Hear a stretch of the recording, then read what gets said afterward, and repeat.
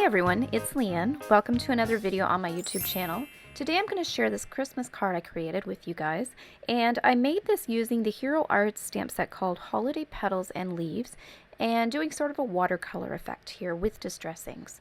So to begin, I have an A2 folded card, it's side folded, and an inch off the height and width of that I've cut a piece of mixed media paper, and this is the stamp set from Hero Arts that I will be using, and I'm going to use gold embossing powder as well. I will do some embossing to begin, and the distress inks here that I'm using. So I'm just taping this mixed media paper down with some post-it tape to hold it in place while I stamp. I'm going to use Versamark ink for the embossing, and because it's an embossing ink, it's a little sticky, so that's why I tape down my background so it doesn't lift off the page when I stamp. So I'm going to use the first part of my sentiment here, Seasons.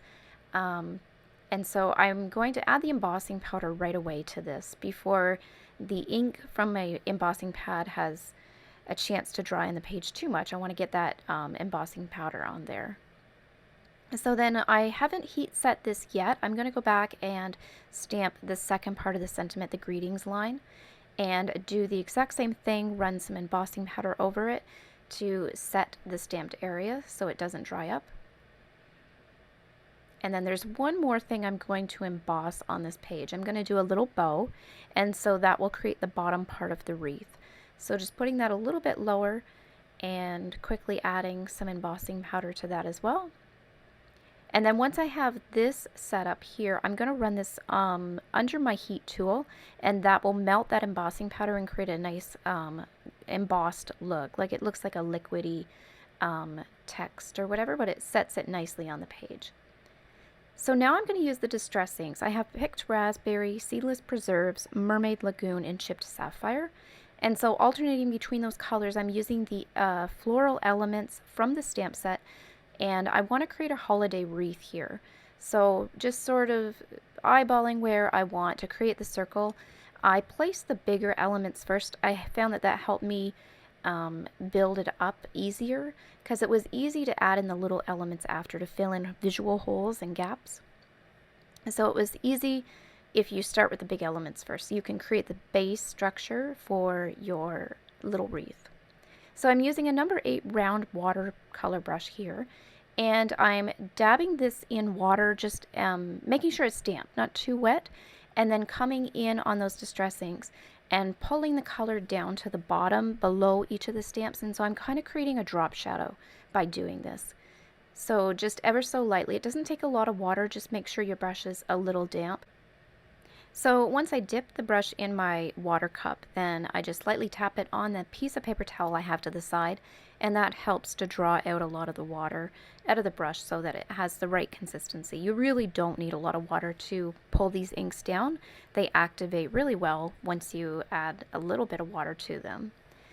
So I'm just going through and making sure I've got all of the elements here, doing that drop shadow effect, and I'm trying to keep it really simple, so just doing the drop shadow immediately at the bottom, not doing any sort of highlight area and pulling the light from a certain source, just basic drop shadow below each element to create the wreath. And I find too, like, you could use any sort of distress inks you have on hand. I have probably I have about 12 different colors, so I just sort of picked some colors that I thought would work well together. You could really use any colors you want. They don't have to be traditional holiday colors. They could be a mix. And here I have pink, which is a nice standout. I guess it's a nice alternative for red. So while we have a moment here just watching how the watercolor is being built here, I just want to take a moment to say thank you to everyone who's watching and who has been watching my videos all year. I always wanted to start a YouTube channel, and I didn't really know what I wanted to do, and this is sort of a natural fit for me. I've done paper crafts for years, and so this sort of is where I landed, and I started my channel earlier this year, and it's been so exciting to see it grow and see people's comments, and every thumbs up, every subscribe, every single subscribe, I read your name, and thank you. You don't hear me, but I'm just so excited to have all of the support, and I'm grateful, so thank you so much, and I hope you do enjoy the video. And if there's anything else you'd like to see that I haven't done, just mention it in the comments. I'm always open to suggestions and other ideas. So yeah, I just want to say a good thank you to all of you and a Merry Christmas as well. I hope you all have a wonderful holiday if you're watching this. So yeah. So just a note on the watercolor too. If you've never watercolored before, it can be really intimidating. But this technique is pretty easy and foolproof. So if you've always wanted to try it and you've been a little nervous, I would definitely suggest giving this a try. With the distress inks, it's a nice controlled medium. So watercolor paint can be quite notorious and have a mind of its own, but with distress inks, it's a little more controlled. And so it's a great starting point if you wanted to get into watercolor. I actually picked up watercolor for the first this year, and it's been a bit of a beast to tame, but it's so much fun. And so I really enjoy doing projects like this. So now to finish this off, I'm using a gold gel pen, and I'm going to trim up the edges. Now, if I had, I guess I thought about using embossing powder to do this as well, so you could run the Versamark ink pad along the edge of the page through your ink pad and then dip it into your embossing powder.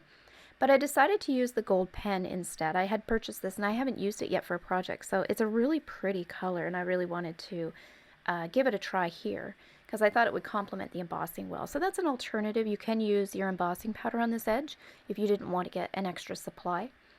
But I used the gold pen here. Now I'm running this freehand. I'm actually pretty good at doing lines freehand. We did it in graphic design. Our first year was all paper based. We didn't use a computer at all, so we were really good at drawing straight lines. But you could use a ruler and just line it up close to the edge and create these lines pretty easily too. And so now I'm going to attach this to my card base, and I'm using foam tape, my favorite. So I'm putting this all the way around the perimeter. And because this is a mixed media cardstock, it's pretty firm, so I don't think it's going to sag in the middle at all. And then just eyeballing center and mounting that. And there you have it. This is my Hero Arts holiday card.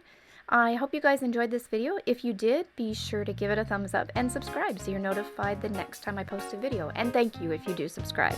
Thank you so much for watching.